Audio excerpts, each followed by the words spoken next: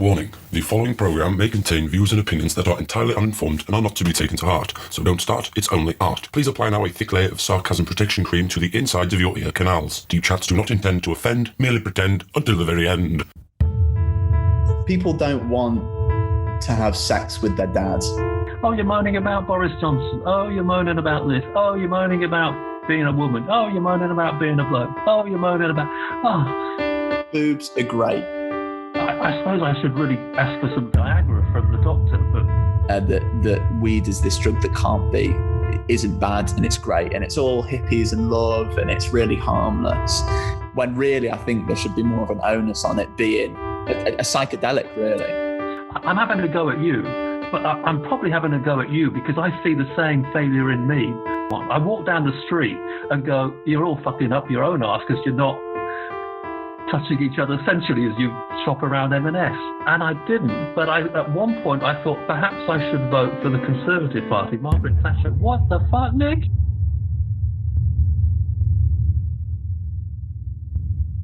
What I'm going to do is use the internal... Well, can you hear me now? Yeah, I can hear you now. Okay, so we'll use the internal mic. I'm using the headset because the audio is better on the headset. Nice, that's good. Brilliant. Well, thank you for doing this, Nick. Well, thanks for inviting me, Ben. Yeah, no, I appreciate your time. It's fun. I'm excited. I'm excited. And I've thoroughly enjoyed being all creepy and looking at Benedict Moore. And did you find it on Facebook? Well, when you said be the second participant or guest on Deep Chats, I then looked up Deep Chats. You couldn't resist. But to see your competitor in Chris as the first guest. I loved Chris. I loved the two of you chatting and his... Well, I loved his sexual exploits. That was something to be impressed by. Yeah, Chris back in the day was a bit of a dog. Honestly, I can't remember what we talked about on the first podcast, to be honest with you. Okay, so that's fresher in my mind than yours. He was talking about house parties he went to. I was going, shit, I never got invited to parties like that. That's, well, I'm going red now, just thoroughly enjoying the idea of being in the same room as what was going on. So how come you think you didn't get invited to house parties then? No one said, Nick, come to this house party. We're all taking our clothes off. Do you want to come? That's how I know. Was that the sort of house parties you were having back in the day? Well, you weren't having, sorry, but other people were having. Well, it was the days of hippiness, sex, drugs and rock and roll, free love, all those things. And as part of the Fringe show, I touched on the idea that I was just about a hippie, but never... couldn't do the drugs very well, and the free love didn't happen for me. I think I overthought everyone, and people were too scared of the. Who's going to ask me questions when we're shagging? I don't want that. They just want the sex. They don't want anything else. They don't want the connection. Yeah, I don't want a connection. There was one woman. I wanted her to be my girlfriend. I said, well, shall we be boy and girlfriend? And she said, no. She was the nearest I had spiritually, connection-wise. No.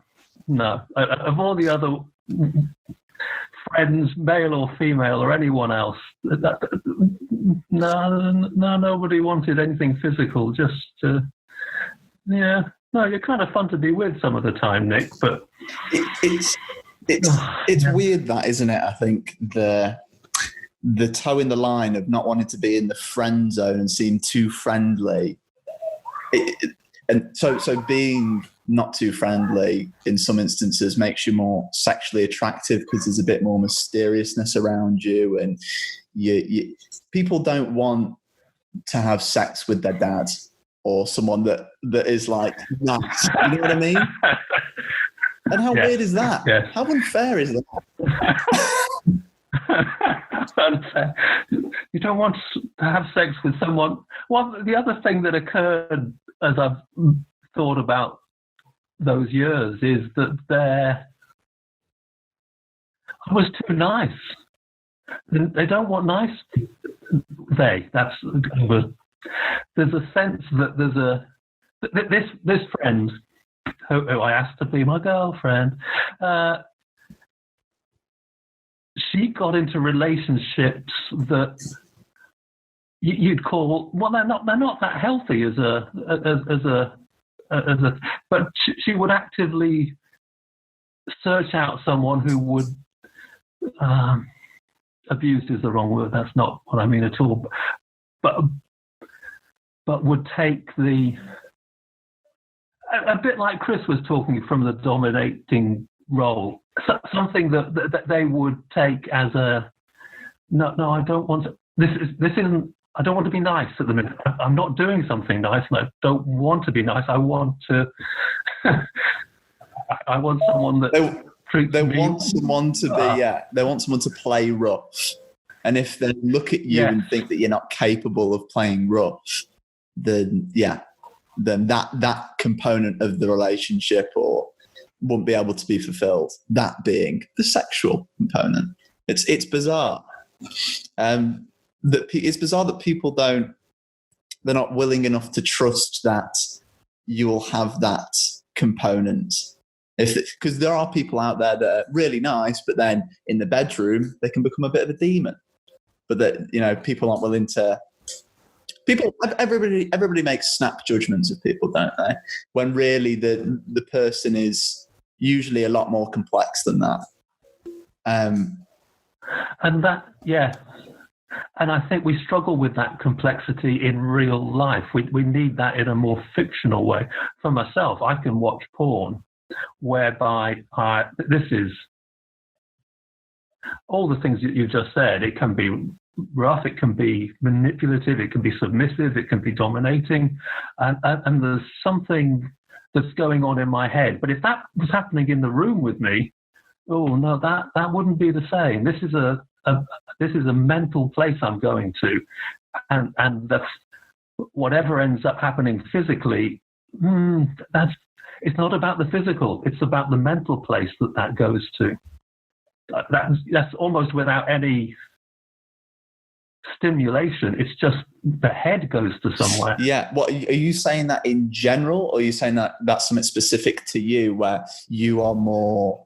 There doesn't need to be physical stuff.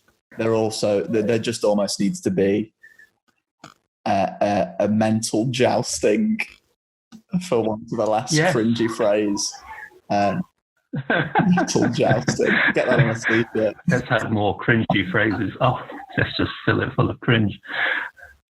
It's the mental thing, and now being old, and I suppose I should really ask for some Viagra from the doctor, but the actual ability to be a great lover, I can't do that actually anymore. Not that I was ever a great lover, I don't, but I don't have the physical wherewithal to satisfy someone else. Certainly not for hours on end, maybe for a couple of minutes. But that doesn't mean I don't love sex. There's no connection between having a hard-on and sexually stimulated for me. Ooh, okay. Because I was going to say that there is like a physical coordination that you need, I suppose, to be good at sex. You need to be sort of malleable enough to get in certain positions. Yeah, bendy. That would be great. Or, as you say, the stamina to keep going for a long period of time. But yeah, so it's never been for you a physical thing. It's never been. It has been in the past, okay. I think, but now I can keep mentally going sexually for hours. Right. I could never do that physically. So if I was at one of those house parties that Chris was at, okay, that was great, but now, okay, well, 10 minutes in, yeah, I did pretty well, 10 minutes. But in my head, I can control the need for stimulation, that when you're with someone else, you can't transfer the on, off, or just a little, just a bit more, that there isn't a sense of that perfection that you can achieve on your own, because you can't transfer that. Just somebody talking to you during sex, that doesn't work, right? Not all the time. Well, if I'm catching your drift, I think I beg to differ. For myself, cool. in that you can control. I think, like, for me, I think the body and mind is kind of joined in that sense. I can, in my head, I know when I'm going to ejaculate, and when you ejaculate, that's game over. You know, after that, you know, you've hit the peak, the pinnacle, and it's downhill from there for a bit. Once you get reacquainted with reality, but I can I can notice that. I can notice my body and my mind get into that place, and then I can go, okay, let's back off, and then go down. Is that a back off physically and mentally? Yes, it kind of has to be, because if I'm there mentally, and so say if I backed off physically a bit, but then mentally I was still there, I'm still going to reach the peak, but it's just going to be slightly slower. But what I want to do is get as close to the peak as I can without peaking, and then dip down, and then and it's weird. And guys must, I think a lot of guys would resonate with what we just said, because it is that, because I think a lot of guys can peak, can ejaculate very quickly, because I mean they're great survivors, aren't they? You know, from a biological standpoint, the men that are able to ejaculate quick, they're gonna put more seeds out there, and they're gonna have more offspring. So I think a lot of guys go on that journey where they're like, right, I can't end this a minute in, and I don't particularly want to end this a minute in. So there is this like mental and physical battle where you get into that peak, and you know you get into that peak, and then you've got to stop yourself. It's so weird. Right at the point where the honey is there, all ready to eat, and then you've got to stop. It's quite a selfless act, isn't it? So assuming that one is with someone, that your lover, your partner at the time, I've had some sense, not that I've had sexual partners coming out of I don't have a long list of sexual partners, but they wonder, well, why are you holding back? I don't need you to. I need to carry on full. Keep going full for another 20 minutes, and it'll be great. No, I can't do that. I've got to stop. Oh no, it's too late. So the thinking about what the lover wants, it is in itself.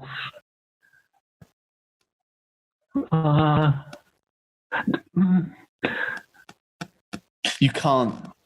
Another angle. I'm not in control. I'm not trying to be controlling anyone, but I'm not in control of what they're wanting or needing, because I can't perform at the level that they need me to perform at for their perfect lover. What they require, for the best experience for them. And then that's what's great about good sex, is because it's and that's what love making, I think, is, because it's a balance, and you're helping each other out, and you're catering to each other's needs. But I mean, I think I watched a documentary. I think it was a BBC Three documentary recently, and it was on the rise of like the use of Viagra and how that links to porn, whatever, because porn represents sort of unrealistic sex expectations.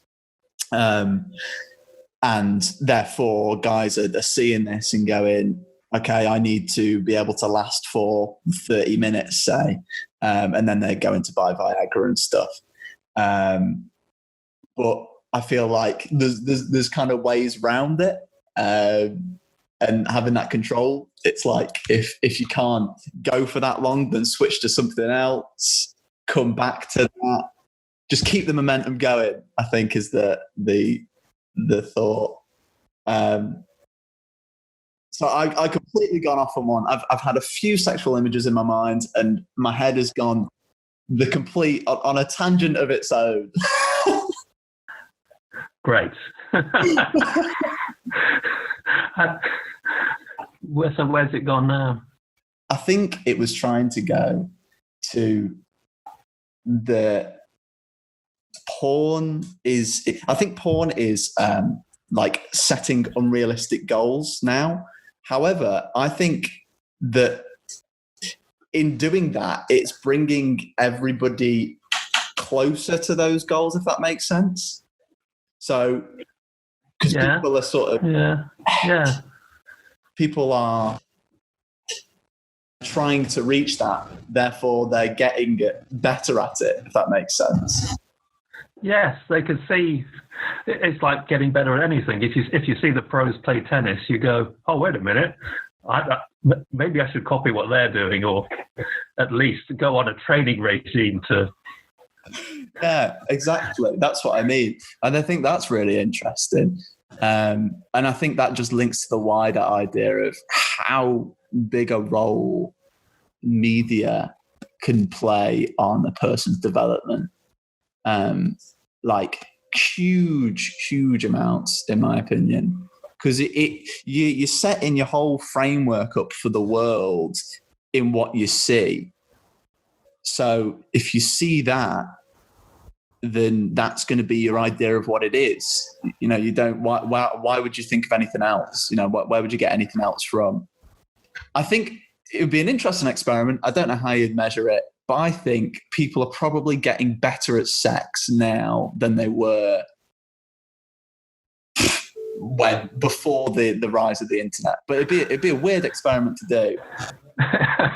I think my hypothesis would be proved correct. If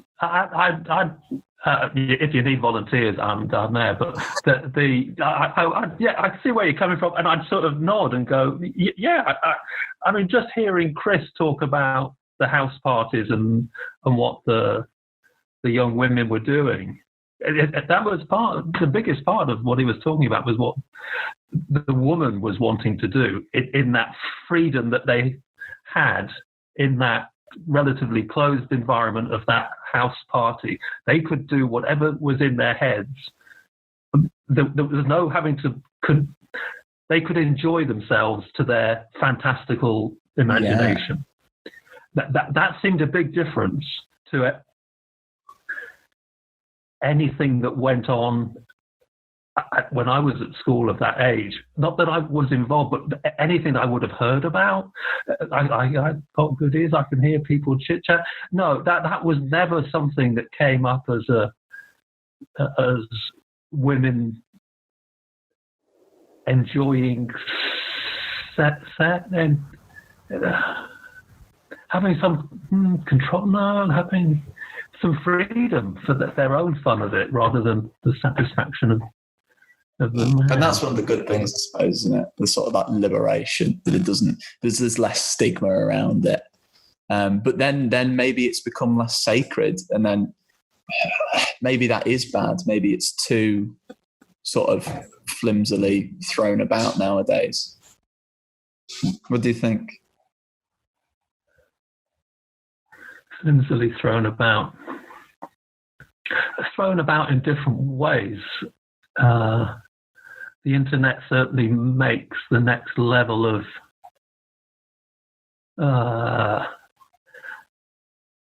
access to the thing with porn. If we're just sticking with porn rather than sex, the thing with porn is you open up one mag. When I was when I first had a wank, 1971, 2. How old were you?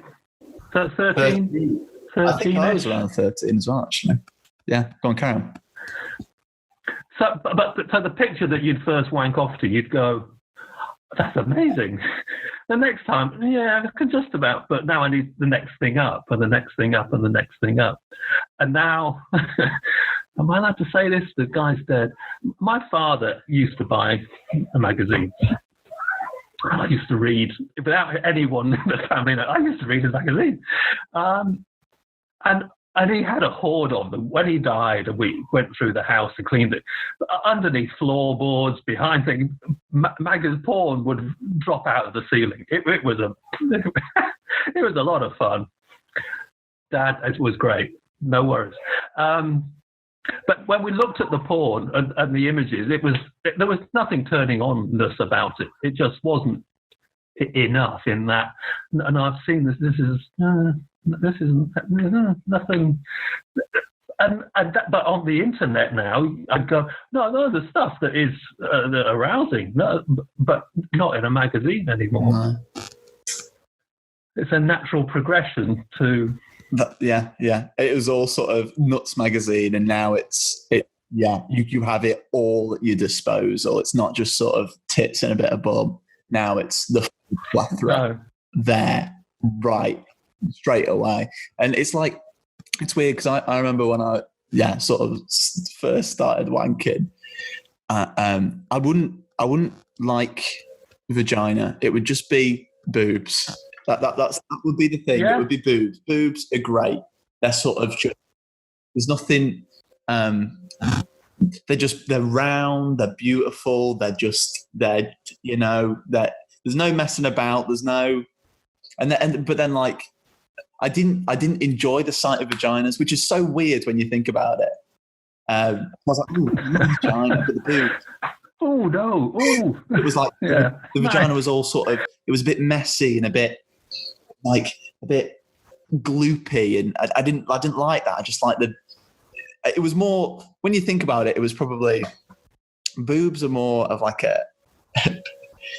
because you can grab them and you can sort of move them about. It was more of a lustful energy, I think. You know what I mean? You can really get into some boobs, but you've got to be sort of gentle and you can't. And I think that sort of young, heightened. I'm loving that. Young, heightened hormonal lust. Just wanted the boobs because I can bite them. But the vagina, no, that's all gooey, and no, I'd have to be sort of, I'd have to be sensual in a way. And then as you get older, I think maybe it's an ego thing. But when you're sort of realizing that you're wanting to actually like sexually interact with girls instead of just watch it, you've got to get to grips with that thing, and you've got to. You can't just go gun ho with that. It is very bizarre, that, I think, and I theorize that a lot of guys. I know a lot of guys that liked boobs first as a gateway drug. Okay. So going full circle, we're just going to talk on porn for like hours. Who knows? The place I can go to now is often very sensual, and the connecting with someone who's looking as though they're enjoying themselves. I'm not going to say they are enjoying themselves, this is porn, but looking as though they're enjoying themselves.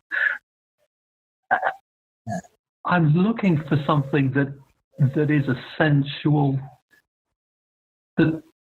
connection over the internet to me, that's going, and that arousal to take me to orgasm can be just a touch of a body, the touch of a breast, the touch of, it hasn't got to be anything to do with penetration. It hasn't got to do anything to do with the vagina. It hasn't got to have anything other than a genuine looking sensual, where that person is losing themselves to something that isn't everyday, that they've lost the inhibitions of performing to anyone who's around you, or even on your own. You're still following rules. No, all the rules are out the window. And it's that rules are out the window place that I feel a spiritual connection to as well. And I'm bizarrely trying to join something spiritual with porn. Nick, no, mate. You're just trying to find excuses for watching porn. But that, no, really, it's fine. It's very spiritual for me. Yeah, it's spiritual. Yeah. But no matter how many times I say honestly, but honestly, there is a spiritual connection that I can be in for hours that is not. It's the honesty of it. This is me being me. This is me wanting that. This is me looking at that as though I was with that person and I was touching her in the way that she's touching herself or someone else. That's me. And that's the honesty of it rather than, I want to see that honesty in everyone. I walk down the street and go, you're all fucking up your own arse because you're not touching each other essentially as you shop around M&S. And that barrier that we put up, it very rarely comes down. And I don't think it ever comes down in ordinary social gatherings. But on porn, no, it comes down. That resonated with me hugely, I think, because I think I have the same thoughts. It's kind of like when I meet a lot of people, I kind of get frustrated in the sense that I'm like, I marvel that they're not asking the same questions as me, or it's like that. This is a cynical way of putting it, but almost like they're not being honest with themselves and they're lying to themselves. Whilst I'm like so adamant about always telling the truth to myself. So what I mean by that is like there's so many. I feel like I can see all these rules, and I can sort of I understand why they're there, but at the same time I'm like, why aren't people sort of baffled by them regularly? And I think when you talk about seeing something true and honest and that resonating with you, I think I had the same thing, and that's why I probably gravitated towards podcasts and porn, but podcasts, because there is the greatest podcasts for me are when there are you're losing your inhibitions and you're being as honest as possible, and that is just it's so great to hear. It's euphoric in a way. It's difficult to describe. I crave that honesty. So when I complimented you on that podcast with Chris, it's the honesty of it. And when you watch a pod here, I don't even bother to listen to many. I usually listen to them because my wife's listening to them, and it's just, oh, you're moaning about Boris Johnson. Oh, you're moaning about this. Oh, you're moaning about being a woman. Oh, you're moaning about being a bloke. Oh, you're moaning about. Oh, I've got no excitement in listening to mainstream No, I'm going to say anything, but no, there's odd bits. But it's so rare to find enough truth or someone just being honest about their position. That paradoxical thing that I'm having a go at you, but I'm probably having a go at you because I see the same failure in me, but I want to fix you, and therefore I can get my frustration of me being imperfect out on the person who's obviously so fucking imperfect. They're not even fucking trying. It's so many bits that it occupies most of my day as to trying to get out of the hate and into the, no, that's you as well, Nick. You are both of them. Yeah. I get into, I regularly sort of write notes down when I have thoughts and stuff. And I remember on many occasions I have done, I've written a note where the title is, "Everybody's an idiot, including me." It's like, I'm just so frustrated at everyone, but then I just think, yeah, but I am also very much a part of that. Yes, and it's that realization that you are a fucking cunt. Yeah, I'm a fucking cunt as well. And to stay in, where does that actually come from? And you start to explore. That's where you lose the cuntness and you become an explorer. You're now exploring. Where does that come from? I'm not saying I'm not that, but I'm now slightly separate to it because I'm exploring what the root of that is inside me.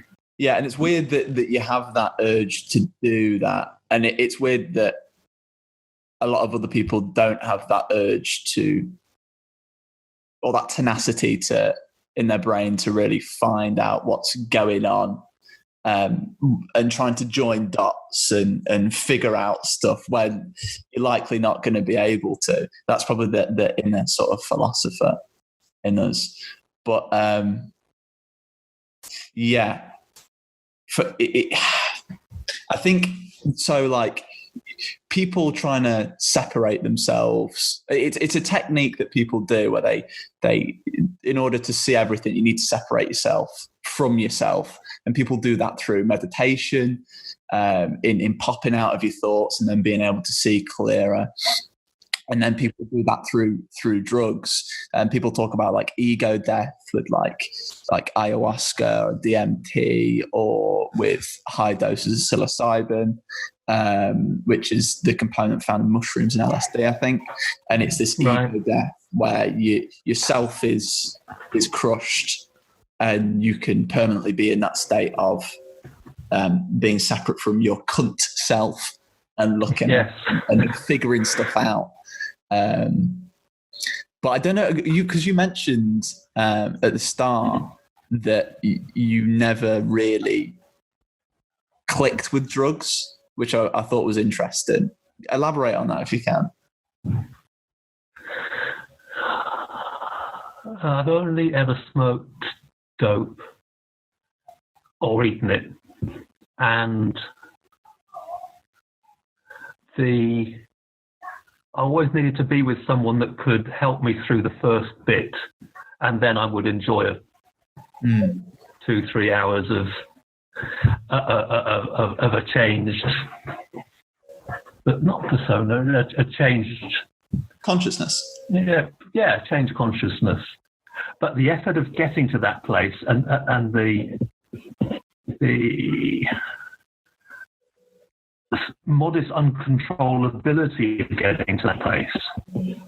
I remember one time we were at a friend's house and we got loads of dope here, let's start smoking, and then we're all going to get to, it'll be great, right? And no one ever got high in a fun way. We all just get, nothing, it's not working tonight. So that frustration, it wasn't controllable. So you found that when you were getting high, you were almost having a bad trip. Or was it just sort of mediocre, or was it particularly bad when it happened? So there's three types. There's one would be a non-thing. You'd smoke enough to be high, but nothing seemed to happen. One where you smoked and you went through a small transition, and then it was great. Not a paranoid one, but I can see all the shit bits about me. I'll just stay stuck in the shit bits. And that's when a friend would help pull out of the shit bits to, okay, let's see the bigger thing again. Or just stay stuck in the shit bits for longer than was fun. But I think a person who you were probably like listening to, there's a guy called Duncan Trussell, who is like this comedian, but he's very into psychedelics and stuff. He's done this new Netflix series called The Midnight Gospel and stuff. And what in the very first episode, he talks about weed being in high doses, being able to point out things that you need to improve on. And then it being like a psychedelic in that sense. And then you can come back from it and you can go, God, I really do need to start doing exercise a bit more, because it points it out for you. But then I listened to that, and part of me is like, yeah, that is good and useful, but also it could be a bit of a pain in the arse if you're using it quite a lot and it's constantly being pointed out to you, and then you can just get in your own head in a negative spiral. Especially if you haven't encountered that perception of how to see these things. So if you go in with the perception of, okay, this is going to point out some rubbish stuff, but this is helping me, and then therefore I can go on to change these things, that's great. But a lot of people don't have that. Instead, you go into this experience, say if you get really high, and then it points out these shit things, and then as one would, you naturally sort of take the perception of, oh, yeah, those are rubbish. And then you never really improve on them. You know, that's a route that your mind could go down, sort of thing. So things are pointed out, but it's just the pointing out. It's taken to another. You don't then change those things that are pointed out. You just see them for what they are. But you're just like, well, that's me. That's who I am. Yeah. Also, yeah. You could do that, but then if you keep on, say, if you were to get high regularly on a regular basis, because there is a culture of a lot of people sort of convinced that weed is good and is a flawless drug, and people that take it every night and whatever to help them sleep in some senses, and it does work for that, absolutely. But when you're doing that, and when you're kind of forcing yourself to do it every night almost because your friends are doing it or whatever, or because of this culture that exists, then for the drug to keep on pointing out your flaws isn't necessarily beneficial for you. I think Terence McKenna, who is like a guy who is sort of an author of psychedelic books and experimented with drugs a lot, said that weed should be used in high doses sporadically as a psychedelic, but the culture at the moment is that it's almost like it's better for you than alcohol, because it is in the sort of physical sense, and that it's sort of a willy-nilly drug that you can take all the time. But I think for some people it's not good for you. So there's an analysis there that goes, okay, taking this drug will point out the things that are bad. Does it ever point out that taking the drug is bad? I think it does. If you take, again, the layer higher. I think it does. Like in my experience, I've had that where you kind of just join the dots and you go, oh, this is bad. But it's weird how some people can block that out. And I feel like when the environment is, and again, I think there really is an environment of this, that weed is this drug that isn't bad, and it's great, and it's all hippies and love, and it's really harmless. I think it's weird because you convince yourself, no, it's fine. It's weed. This is nothing. This is, when really I think there should be more of an onus on it being a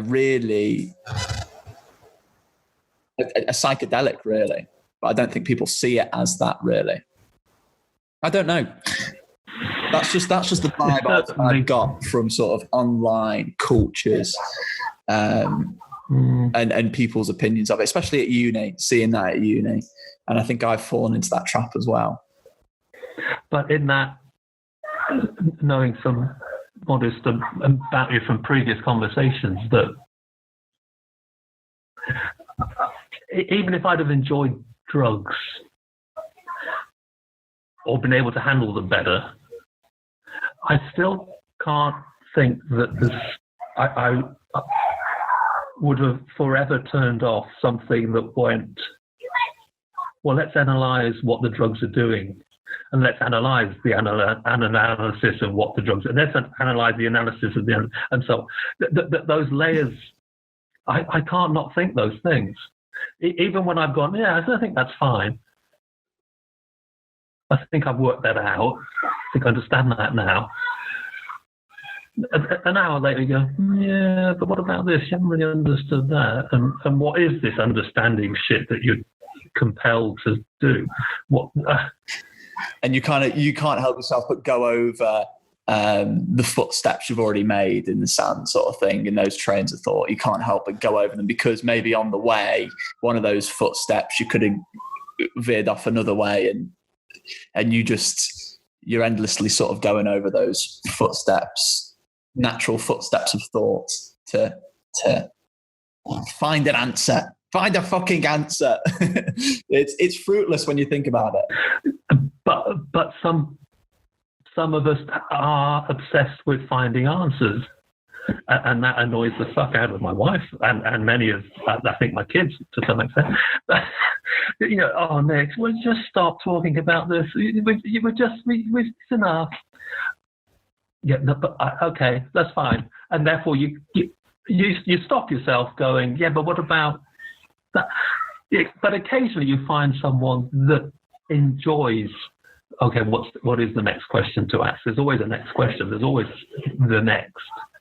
And that journey to the next, you can also look at it and go, what do you mean? All of your being is about always finding what the next thing is. Well, no, it's not that either. I'm more than just trying to understand everything. But that's the thing I do most easily. If I drift away, I struggle to think of loving thoughts or pretty thoughts. I'll just go to what can I? Let me analyze what I'm thinking. I wonder if I can. There's always something jarring up the utopian either vision or the perfect feeling or the sex or whatever it might be. No, there'll be a thought because you're trying to stay analytical, and in doing that you can't get emotional, and you're so aware of that. That's what I find anyway when I'm at that level, and you hear people going, you know, the meaning of life is all peace and love, and that does make a lot of sense. I get that train of thought, but then when I'm trying to criticize that, you know, I can think of a lot of reasons why that isn't the case, and then you go to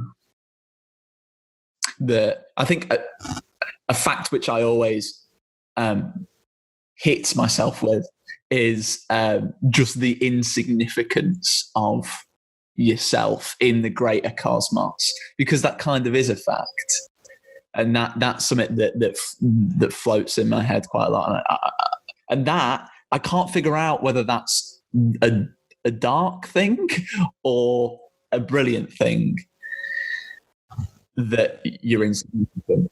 So that insignificance, I think, works two ways. It can take you out of your, I am so fucking special because I'm so fucking clever. I'm so able to make everyone else look so fucking stupid that, no, Nick, you're fucking irrelevant, mate. Okay, so perhaps I am after all. But also, there are people. I talk now for the first time. I've started talking to homeless people. In the past, how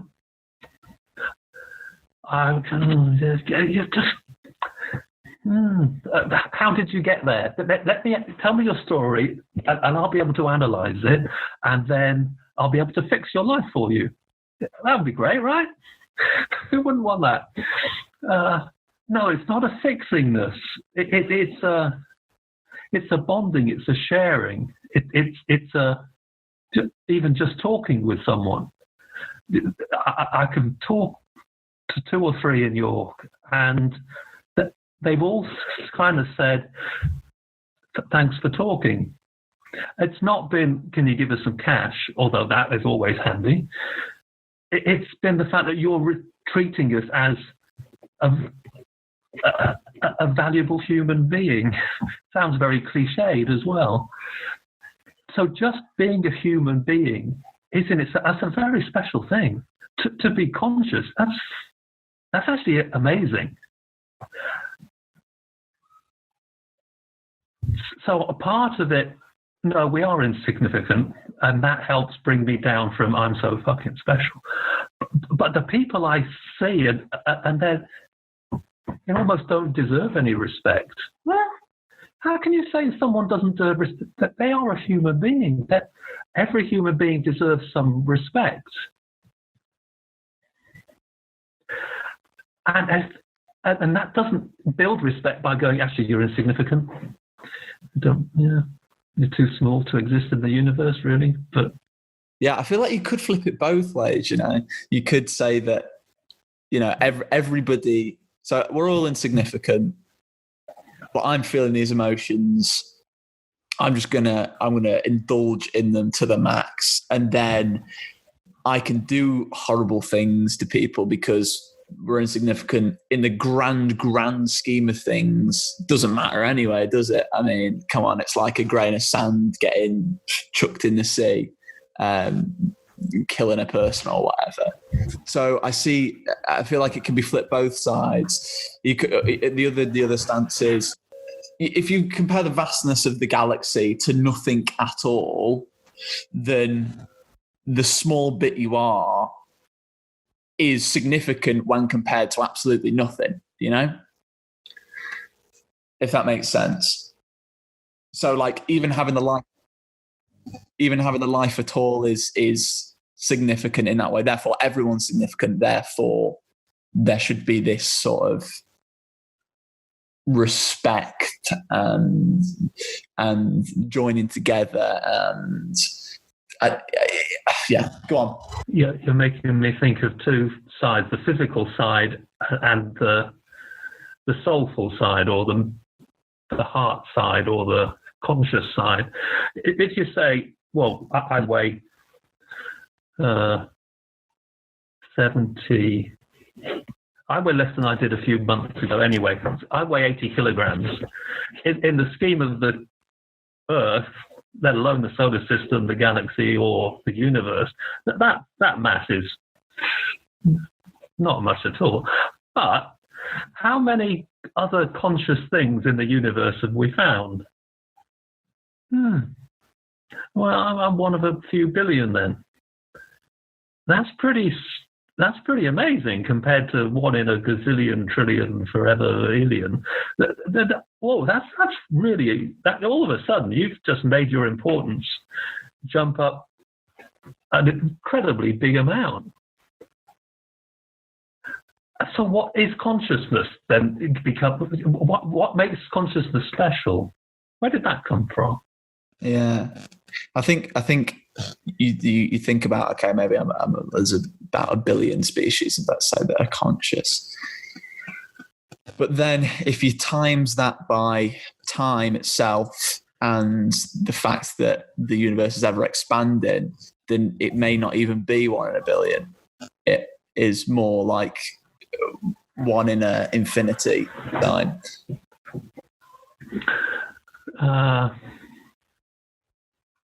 It could well turn out to be that. So I've made something. I've started to count something that I started off as trying to get away from the physical aspect, and then I brought in, well, I'll make that 1 out of 10 billion. I made it physical again. Yeah, you're right. That's a flaw, isn't it? And for so many things that we do, we try and turn something inquantifiable into something quantifiable, or something surreal into something literal.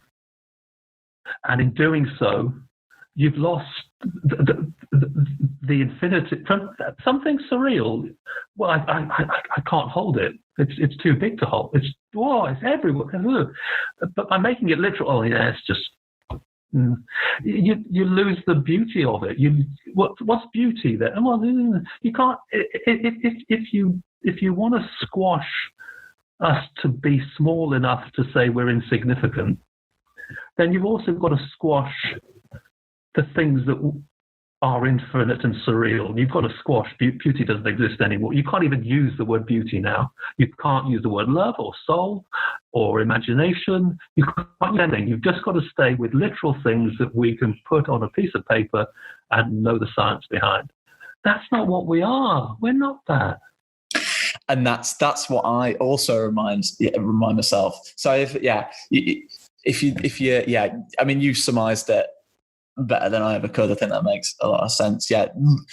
Another fact, as well as there being the cosmos is infinite, is that this weird sense, this weird connection thing called love definitely does exist. Where the fuck has it come from? Why do we get this positive plus sign instead of a minus sign when we feel it? You know, like that is also a fact in itself as well. So I think that's the thing that you've got to remind yourself when you're going on these trails of thought and you're jousting with yourself. You're mentally jousting with yourself again, you know, and it can get a bit dark when you go into this level of thought or whatever. I feel like a comfort for myself is, but there is a thing called love. There is a thing called beauty, and it definitely does exist. So, you know, it kind of anchors you back in a way. What a perfect way to describe it. But I remember when we had a chat in Edinburgh. It was a year ago now. Yeah, it would have been a year. Yeah. It's on that way. Yeah, it's not going on this year, which is such a shame. But I remember we were in the cafe and we were trying to sort of think about.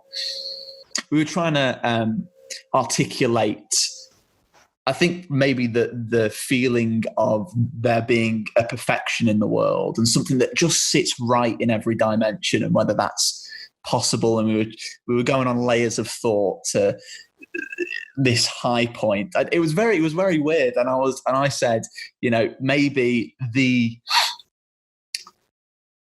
act of talking about it and mentally jousting about it, that's the third time that term's been used, is the closest you can get to that euphoria point.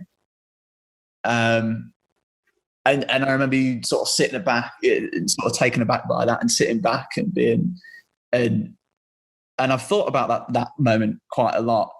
And that is why I think conversation and podcasts are the best form of media out there. And that is why me, as a perfect human being, or as near as you can, perfect human being, is going into this field. Because it's better than music, this art form. It's better than movies. Fuck that. Conversation is the purest and highest you can go, I think. And you're reiterating in many ways what people have found out through the centuries, millennia. The key thing I'm going to misquote this, the key thing in Plato's stuff is dialectic, which is talking to find truth. You don't just talk bollocks. You have to build truth upon truth.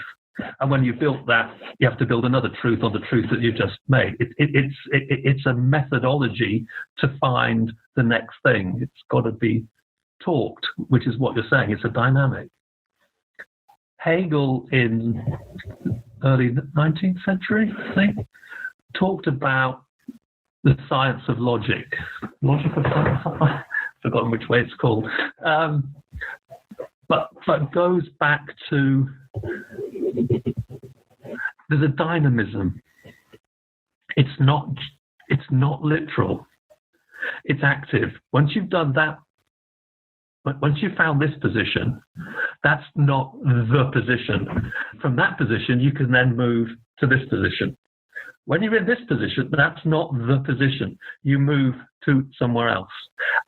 Dynamic. It's a dynamic. Life is a dynamic thing. You haven't fixed it. You haven't understood it once and for all. You haven't lived the thing once and for all. It's always moving and changing. And that talking, if it's in that Plato style of it's for a purpose to build the next thing. And there's always the next thing to build. That becomes an infinite thing. It's implicitly infinite. You've never fit. It's not. It's forever. I read someone who'd read Hegel, and you felt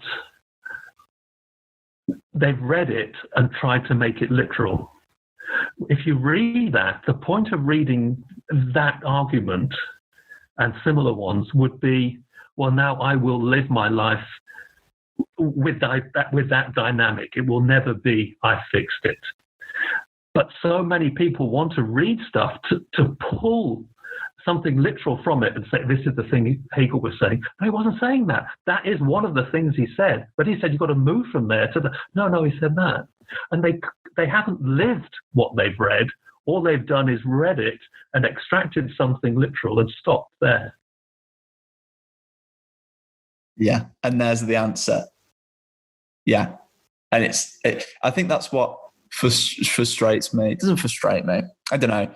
I want to use the word frustrate. Why not? Frustrates me about people that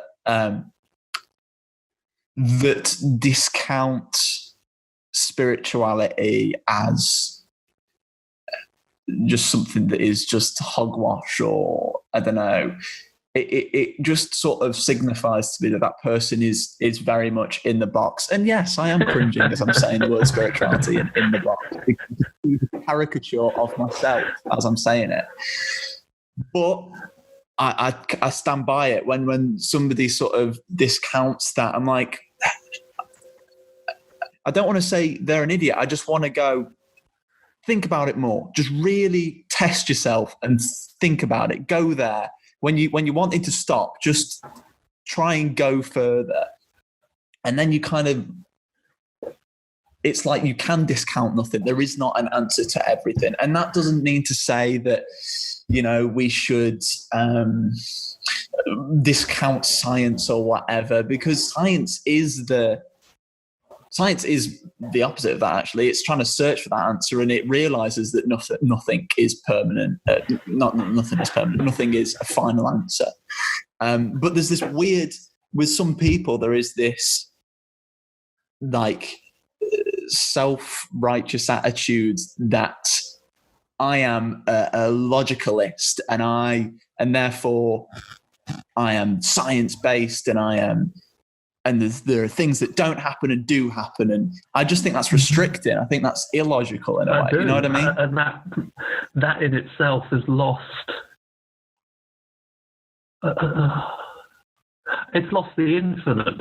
You can look at people's arguments as to does infinity exist or not, and if you start from a position that is purely literal. Well, show it me. If you can't fucking show it me, it doesn't exist, right? Yeah, if you say that's the biggest number, I can always make one bigger. So no, it doesn't fucking exist. You can't show me, right? But if you follow that argument through, and I won't be able to do that off the top of my head, but philosophers... Oh, come on, mate. Can I expect it better than that? It ends up with a paradox, and that paradox then becomes put under the carpet, pretend it doesn't exist, or explain that paradoxes aren't real and therefore but if, however, you start from the infinite and say, yes, but from the infinite I can make finite things, then you can encompass everything. If you start from the literal and try and make it infinite, you'll just go, well, you can't. So you've got to start with something bigger. When you make a set of numbers, the integers, it's infinite. When we were talking about how many, it's going to be big. As soon as you bound it and say this is the set of integers, you've made something bigger than the set of integers. You've made something beyond it. You've made something that is a description of something, and therefore it must in itself implicitly be bigger than the thing that it's described, because the thing is described, it's held within it. And some of those arguments that the philosophers go through, people almost fall into two camps. You either you see love and spiritual and big and infinity, and you can also see the little. You can see the literal and the finite. But the people that are in the other bit, that only want to see the literal, that only want to see the certainty, that only want to see if it's science, then I'll believe it. If not, I don't want to believe. Then that's constraint. It is overpowering, and it becomes, you're just limiting who you are and what humanity is and what you and that doesn't feel, that's not a great place to be. And I can sometimes see that as, if I were to do that to myself, I would just be like, well, I'm not being honest with myself. It's like I can stop myself thinking and relax for a bit, whatever. But really, I feel like if I just think I'm not being honest with myself. And it comes back to what we were talking about with honesty. Like, if I was being that sort of, what's the word?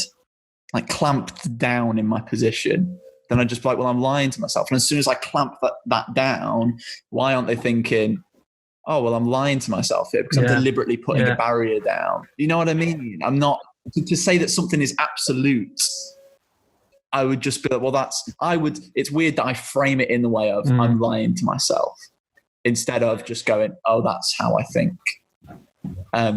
But I don't know whether, as I was thinking about this, I was thinking I could move this conversation over to sort of the political realm and ideologies and people that sit on the left and then sit on the right. And I think it can come down to identity in a way, when you are saying that you are a person on the right, you know, and then it gets linked with your identity. I'm a person on the left. And then as soon as you kind of make it your identity, you restrict yourself in a lot of ways, I feel. And that's why that's my problem with ideologues, people that fully believe 100% in an ideology, because then you can't, I'd say they can't change their minds, but you're making it a lot harder for yourself. And I feel like you have a lot of this at the moment with people on the left and the right, that are just they're so militant and believing in their side. Then there's no wiggle room. There's no, and that infuriates me.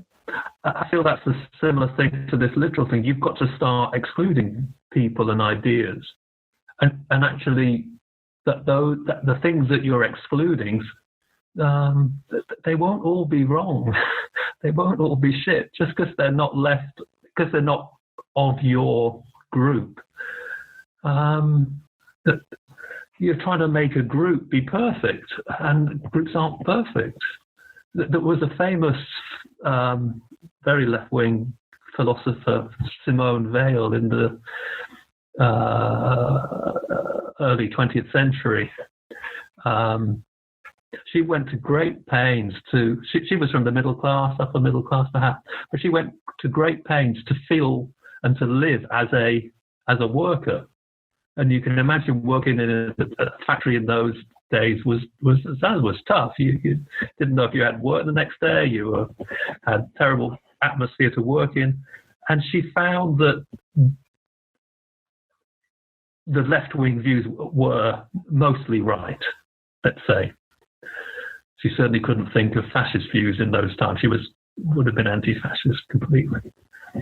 But she also found through her writings and as she had more experience, that any one particular party that you've just been saying, even though she was from such a left-wing thing, because she was a thinker, she would continue to look at what she was and who the people in the party, what their agendas were, who were they trying to manipulate. And eventually, even though she kept her left-wing views in terms of needing anyone and everyone to have rights, the political parties she started to separate herself from, because they became constricting because they wanted it had to be literal. And her mind went beyond the literal. It went to the infinite, and she could see the failings of something almost man-made as a political party. Yeah. Where would you put yourself on the political spectrum? To just discount everything that you've just said about the infinite. Well, so you have to choose one, or left or right. If you had to make the infinite finite, and you had to make the indescribable describable, where would you put yourself on the political spectrum? I would put myself with the flawed. I wouldn't go on a march. I would vomit if I had to utter the words, "I love Boris Johnson." But in the 1980s, the early 1980s, I could also see that also felt that some of the union stuff was holding someone with my engineering creativity back. And I didn't. But at one point, I thought perhaps I should vote for the Conservative Party. Margaret Thatcher, what the fuck, Nick? So depending what was in it for me, perhaps I could do with paying less tax. I'm struggling to keep my business going. I probably should vote for them. But I never have. But I have seen why people would vote for any of those things in a practical way. I would go, yeah.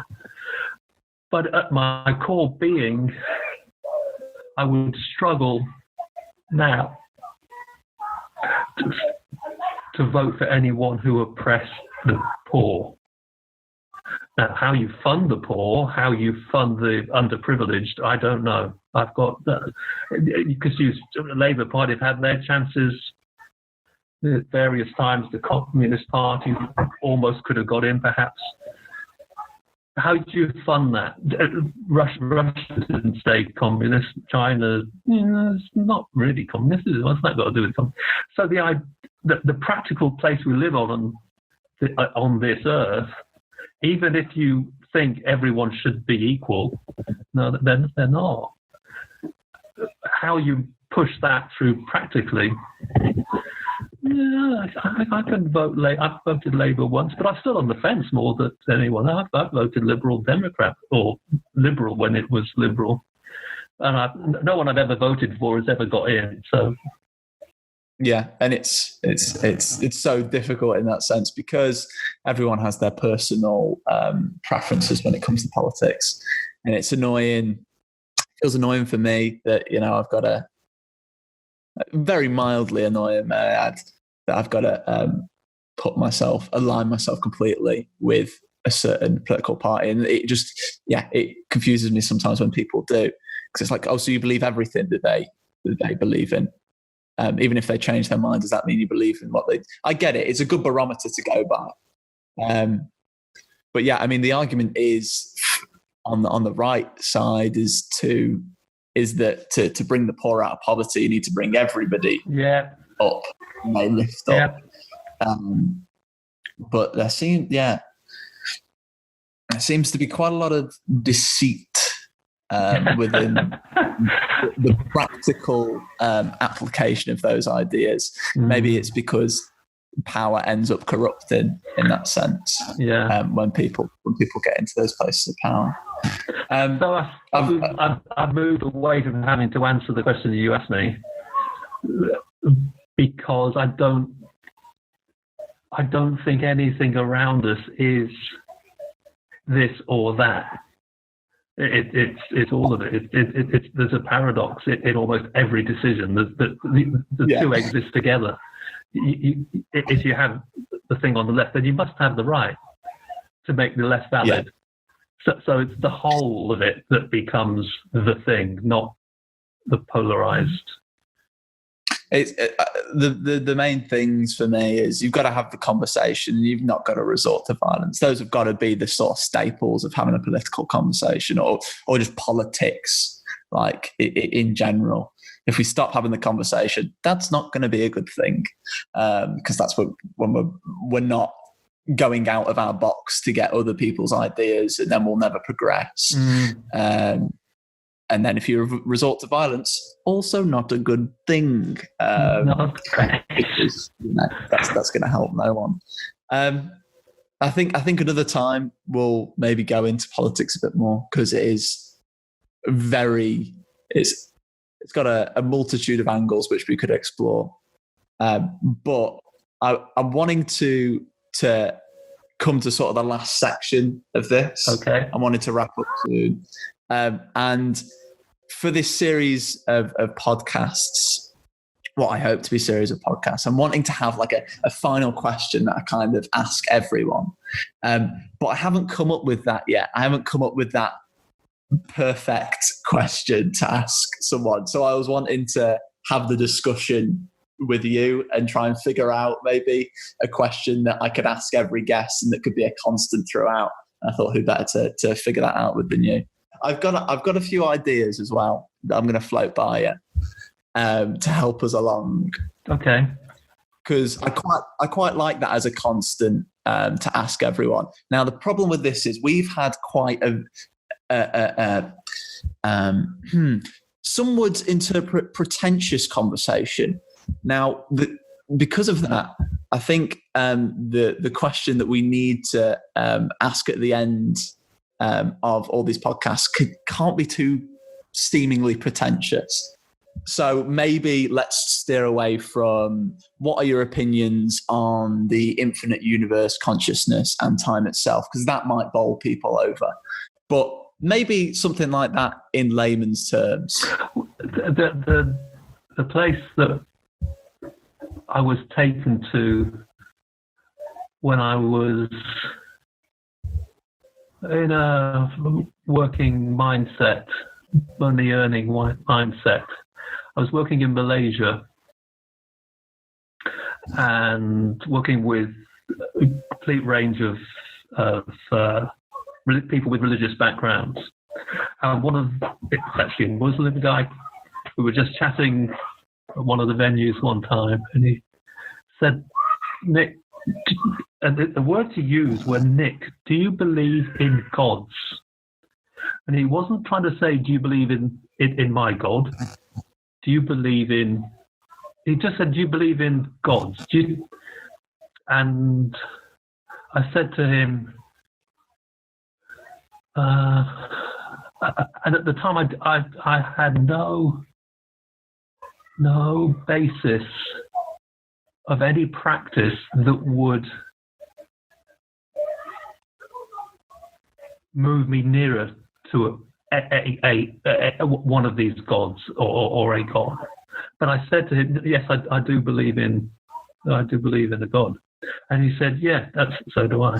And with incredible astonishment, he said, "I was talking to someone else the other day. I asked him the same question, and he said, 'No, I don't believe in any gods or God.'" And the incredularity, he was incredulous that anyone could not think of something bigger than themselves, something beyond themselves. It had nothing to do with, do you go to church? It had nothing to do with anything other than, do you believe that something exists beyond your comprehension? And he couldn't believe that someone couldn't think there was something beyond his comprehension. So that is the question. Nick, I said specifically to steer away from something that is too pretentious and will not. I think another thing is for this is it can't require too much of a long answer. So it's an awful suggestion is what I'm saying, Nick. Although it was a lovely story, I can't have that. I can't have, okay, do you believe in gods as the last question? Can I fire some at you? Can I fire some at you? Yes. Okay. So I think this was featured on the Joey Barton podcast of all podcasts. And he had like an ending question. And the question was, what is happiness to you? Which I think is a great ending question. Something that puts a nice bow on the podcast and ends on a positive. What is happiness to you? Rate that out of 10 for me, Nick. That's a good question. What a number. Do you want an answer? I want a number out of 10. How do you rate that question? I'll put a question. Rate that question out of 10. I reckon that's quite high. That's an 8 or a 9.